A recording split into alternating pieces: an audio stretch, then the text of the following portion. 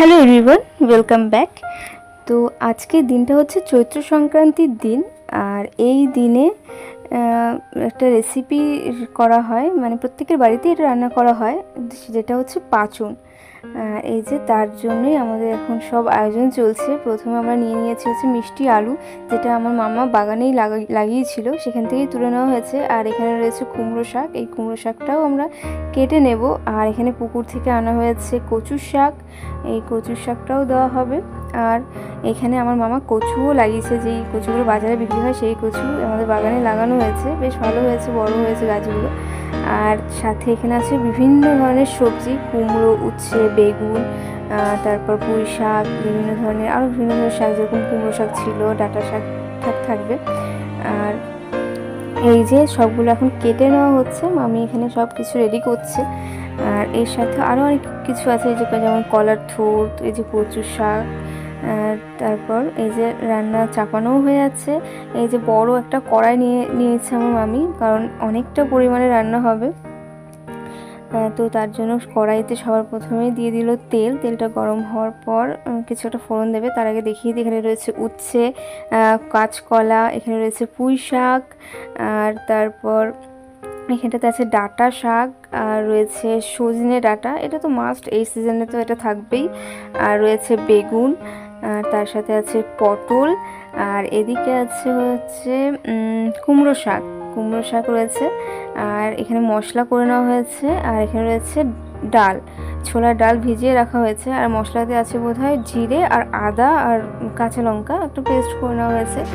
আর কড়াইতে তেলে সবার প্রথমে দিয়ে দেওয়া হচ্ছে কী বলে না তেজপাতা, আর দিয়ে দেওয়া হচ্ছে পাঁচফোড়ন। এই ফোড়ন দিয়েই চাপানো হবে।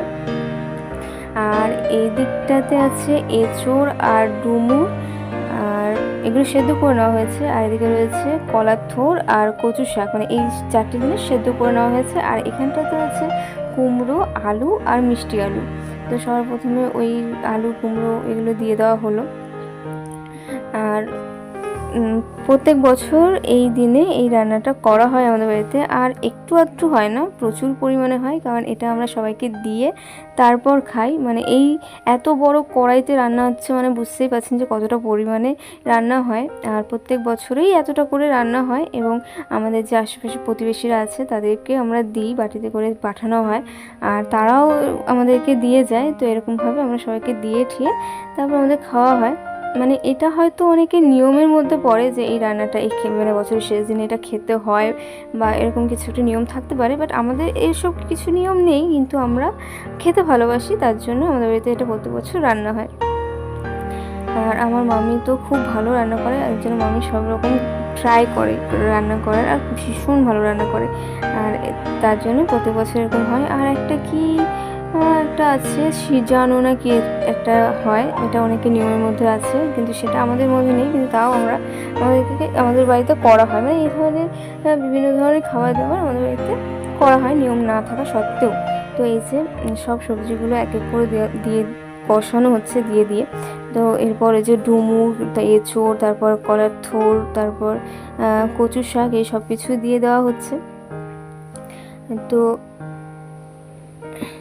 এই যে বছরের শেষ দিনে এটা নাকি খেতে হয়, মানে এটা যেহেতু সব রকম সবজি থাকে, এটা নাকি খুবই পুষ্টিকর হয়, মানে খাওয়াটা নাকি ভালো। আর এর মধ্যে সব রকম টেস্ট থাকে, টক, ঝাল, মিষ্টি, তেতো, মানে এরকমটাই আমি শুনেছি। কিন্তু আমাদের তো এই খাবারে, মানে আমাদের রান্নার মধ্যে হয়তো টকটা দেওয়া হয়নি। তো এই যে এক এক করে সব কিছু দিয়ে আস্তে আস্তে কষিয়ে নেওয়া হচ্ছে। ওই কাঁচকলা, পটল, বেগুন সব কিছু দিয়ে দেওয়া হচ্ছে আস্তে আস্তে।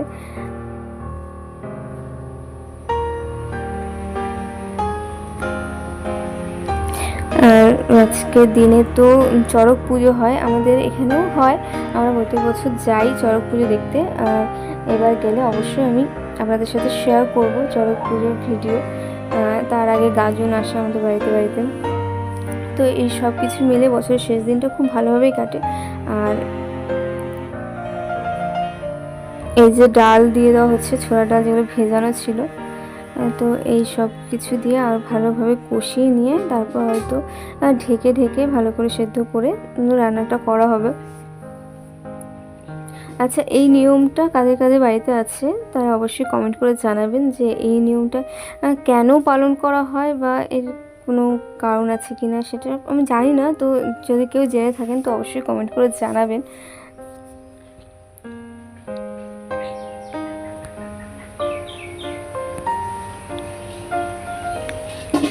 তো এই যে ঢেকে দেওয়া হলো প্রায় 5-10 মিনিট বা 15 মিনিট এরকম ঢেকে রাখার পর তারপর আবার ঢাকনা খুলে ভালোভাবে নেড়ে চেড়ে তারপর বাকি যেই শাক সবজিগুলো ছিল, মানে শাকগুলো তো খুব ইজিলি গলে যায়, তো তার জন্য শাকটা সবার শেষে দেওয়া হচ্ছে।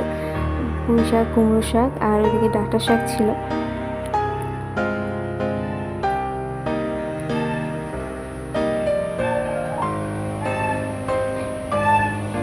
এই গরমের মধ্যে এই মাটির উনুনে রান্না করাটাও খুব কঠিন। আর আমাদের এই যে এই রান্নাঘরে তো খুব কমই রান্না হয়, মানে এই ধরনের বড়সড় রান্নাগুলোই এই মাটির উনুনে করা হয়। আর যখন আমাদের বাড়িতে অনেক আত্মীয় স্বজন থাকে তখন এই রান্নাঘরে রান্না করা হয়। এই যে মোটামুটি তৈরি। এরপর একটা ভাজা মশলা আছে, সেই মশলাটা আসলে কি কি দেওয়া হয় সেটা আমার জানা নেই, কিন্তু এই ভাজা মশলাটা দিতেই হয়, কারণ এটা ছাড়া ইনকমপ্লিট পুরো রান্নাটাই। আর তো এই মশলাটাই দিয়ে তারপর ভালোভাবে নেড়ে ছেড়ে মানে নামানো হবে।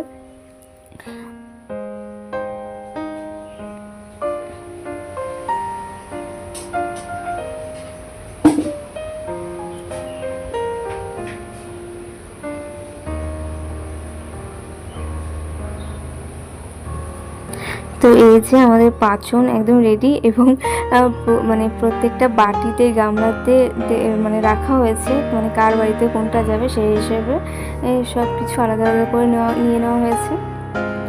মানে আমাদের দূরের আত্মীয়দেরও পাঠানো হয়, মানে যারা আছে তাদেরকেও দেওয়া হয়, মানে এটা সবাইকে দিয়ে তারপরে খেতে হয় নাকি এরকম কিছু একটা ব্যাপার আছে। তো এই যে আমাদের পাঁচন একদম রেডি, আর এটা খেতে দারুণ হয়।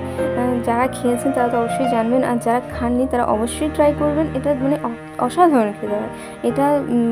মুড়ি ভাত শুধু খেতেও দারুণ লাগে। তো এই ছিল আজকের ভিডিও। তো কেমন লাগলো সেটা অবশ্যই কমেন্ট করে জানাবেন। আবার দেখাবে পরবর্তী ভিডিওতে। আর এখন তো আমি ভিডিও দিতে পারছি না, কারণ আমি ভীষণ ব্যস্ত, অনেক ভিডিও জমে আছে, কিন্তু আমি সব এক এক করে শেয়ার করব। তো টাটা।